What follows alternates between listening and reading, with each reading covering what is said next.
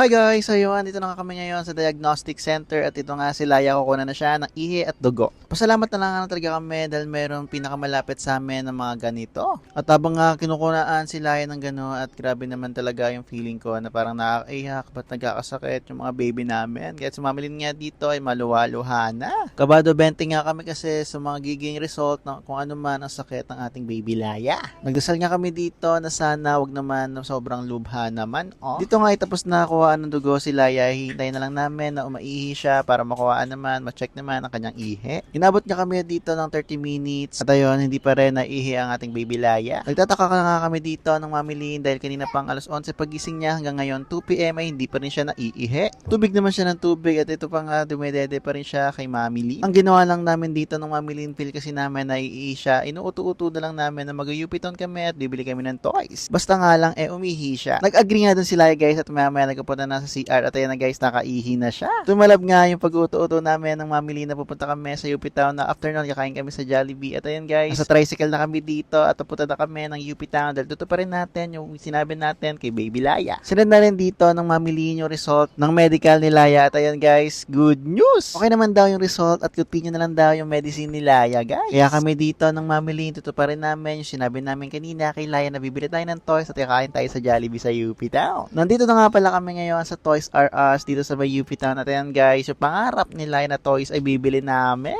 Yun nga yun na parang kitchen set na may hugasan ng lababo, mga ganang-ganan.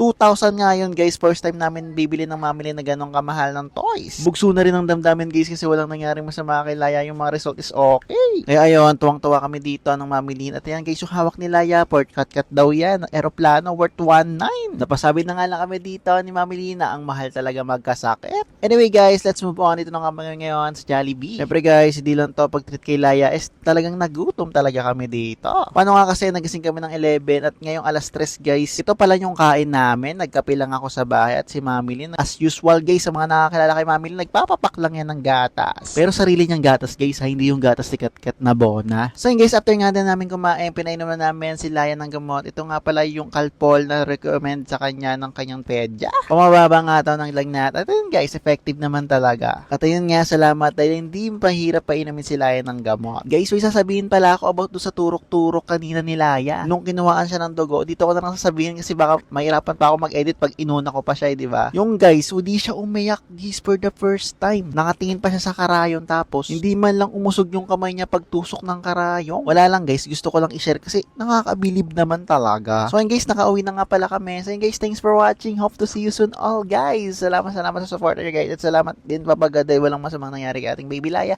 Strong girl pa rin talaga siya. So yun guys, thanks for watching ulit. Bye!